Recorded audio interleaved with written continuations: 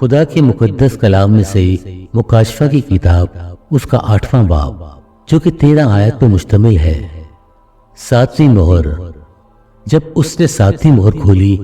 تو آدھ گھنٹے کے قریب آسمان میں خاموشی رہی، اور میں نے ان 7 فرشتوں کو دیکھا جو خدا کے سامنے کھڑے رہتے ہیں، اور انہیں 7 نرسنگے دیے گئے۔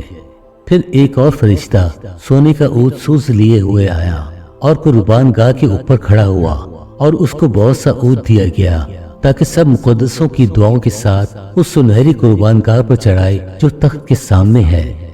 اور اس اونٹ کا دھواں فرشتوں کے ہاتھ سے مقدسوں کی دعاؤں کے ساتھ خدا کے سامنے پہنچایا گیا، اور فرشتہ نے اونٹ سوز کو لے کر اس میں قربان گاہ کی آگ بھری اور زمین پر ڈال دی، اور گرجیں اور آوازیں اور بجلیاں پیدا ہوئیں اور پہنچا لایا۔ اور وہ 7 فرشتے جن کے پاس وہ 7 نرسنگے تھے پھونکنے کو تیار ہوئے، اور جب پہلے نے نرسنگا پھونکا تو خون ملے ہوئے اولے اور آگ پیدا ہوئی اور زمین پر ڈالی گئی، اور 3 زمین جل گئی، اور 3 درخت جل گئے، اور تمام ہری گھاس جل گئی۔ اور جب دوسرے فرشتہ نے نرسنگا پھونکا تو گویا آگ سے جلتا ہوا ایک بڑا پہاڑ سمندر میں ڈالا گیا، اور 3 سمندر خون ہو گیا، اور سمندر کی 3 جاندار مخلوقات مر گئی، اور 3 جہاز تباہ ہو گئے۔ اور جب تیسرے فرشتہ نے نرسنگا پھونکا تو ایک بڑا ستارہ مشعل کی طرح جلتا ہوا آسمان سے ٹوٹا اور 3 دریاؤں اور پانی کے چشموں پر آ پڑا۔ اس ستارے کا نام ناگودوانا کہلاتا ہے،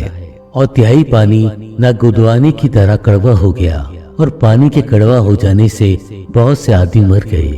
اور جب چوتھے فرشتے نے نرسنگا پھونکا تو 3 سورج اور 3 چاند اور 3 ستاروں پر صدمہ پہنچا، یہاں تک کہ ان کا 3 حصہ تاریک ہو گیا، اور 3 دن میں روشنی نہ رہی، اور اسی طرح 3 رات میں بھی۔ اور جب میں نے پھر نگاہ کی تو آسمان کے بیچ میں ایک عقاب کو اڑتے اور بڑی آواز سے یہ کہتے سنا کہ ان 3 فرشتوں کی نرسنگوں کی آوازوں کے سبب سے جن کا پھونکنا ابھی باقی ہے، زمین کے رہنے والوں پر افسوس، افسوس، افسوس۔ خدا کے پاک کلام پڑھے اور سنے جانے پر خداوند کی برکت ہو، آمین۔